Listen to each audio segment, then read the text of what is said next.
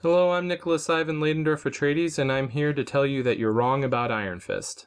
Well, I'm just kidding. I stole the title for this video from a Movie Bob video, and where he's criticizing people who badmouth Sucker Punch without really realizing.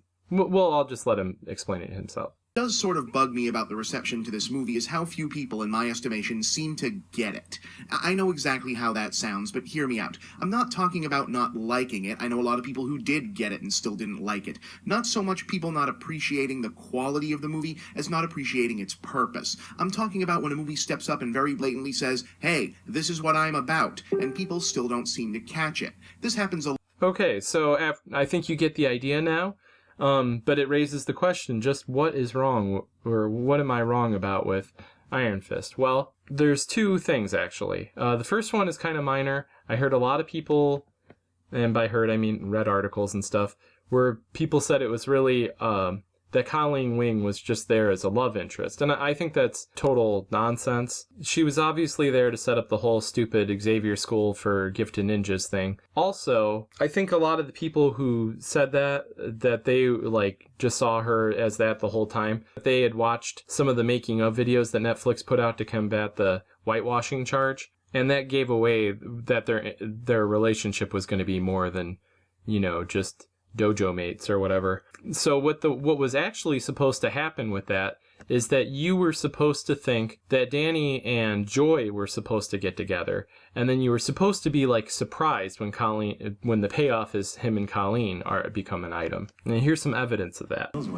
He's just a little boy chasing girls. Worries. There's feelings that I don't know, pushed down, locked away.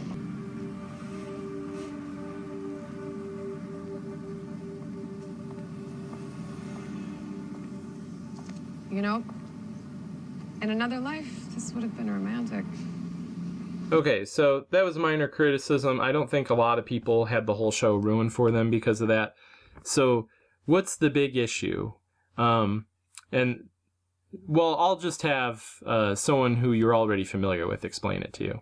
That the gritty realism version of Iron Fist would basically be that one bro who did one semester backpacking across Asia, came home thinking he's a guru and opened his own fucking yoga studio to pick up chicks. Okay, now a lot of you might be saying oh, that's spot on. What's wrong with what he said there?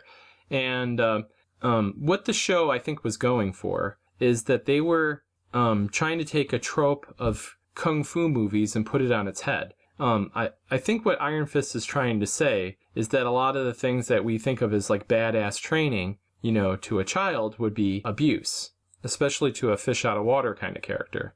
Sounds like abuse. We learn martial arts. That must have been tough. What with you being so young? It was what it was. Well, still, after everything you'd been through with the crash, I don't know, that would have been a really hard thing for me to have handled. Fighting, sparring. Every moment was a struggle. Failure led to a beating. I believe you've been through some great trauma.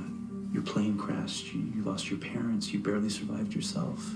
And I'm guessing things didn't get better after that.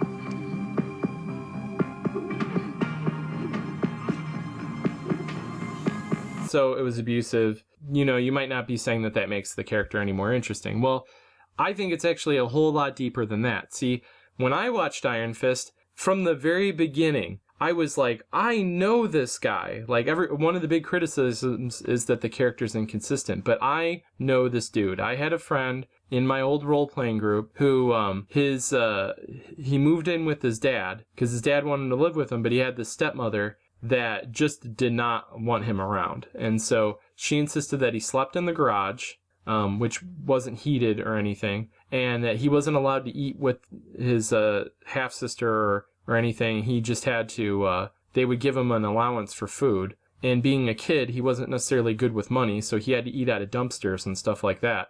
And so when he got older, he took on this whole, like, he tried to adopt a lot of Eastern philosophy and stuff, but he didn't actually entirely get it. It was just sort of like a defense mechanism. And that's who Danny Rand is in this show. And I don't know if it's the most compelling show or like character choice and stuff, but I think it's a bold one, and I don't think it's one that the show really gets credit for doing. And so he's really like he's really a flawed character. And like this is sort of the gritty reboot thing, but he's not just some guy who went backpacking out there. He's someone who had a bad experience that made him stronger. So, so this is like an interesting pairing with what Split has to say about trauma. I think Split did a better job of saying something kind of similar. All right, so here's a video by a well-known author, Naomi Klein, about what shock does to a person. On this blank slate, physicians then imprint a new, healthy personality. Remaking people, shocking them into obedience. This is a story about that powerful idea. In the 1950s, it caught the attention of the CIA. The agency funded a series of experiments. Out of them was produced a secret handbook on how to break down prisoners. The key was using shock to reduce adults to a childlike state. Because Iron Fist is a living weapon, so what we're talking about here is someone who's a child soldier. And so these monks were purposely being abusive to reduce Danny into something that they thought would be controllable, but it had a different effect than they intended. But here's some examples of how Danny's been reduced into a childlike state.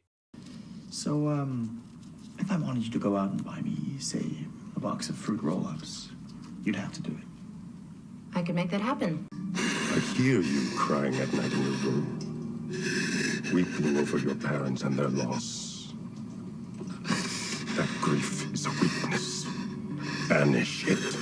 Don't expect anyone here to be listening to a kid who got his MBA from a Himalayan monastery. Lawrence, you don't have to attack him. Danny's plan is... The idiotic dream of a child. Without that fist, you're just another screwed up little kid.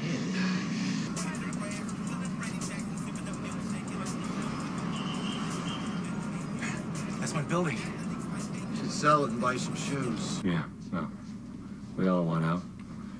That's why they dope us every 8 hours until we are just mindless donkeys. Who are you calling donkey? Oh, no. I'm sorry. My mistake. You apologize too? For what? For being alive. Is everything okay down there? Oh, man. This is crazy. Man. Danny, what are you doing? Oh, I used to stick stickers under my dad's desk. They're still there.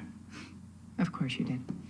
Now we can What happened was they took what should be an interesting idea for a character and just kind of made him come off as kind of boring. And I think part of the reason for that is Netflix gave the show too many episodes. They just had too much space to work with that idea. And maybe they were a little... I can't tell if they're ham-fisted or not with it because no one seems to have gotten it. So, I don't know. So that's my take on it. Let me know if that changes how you feel about the show because that would make my feels explode. That'd be amazing. And until next time,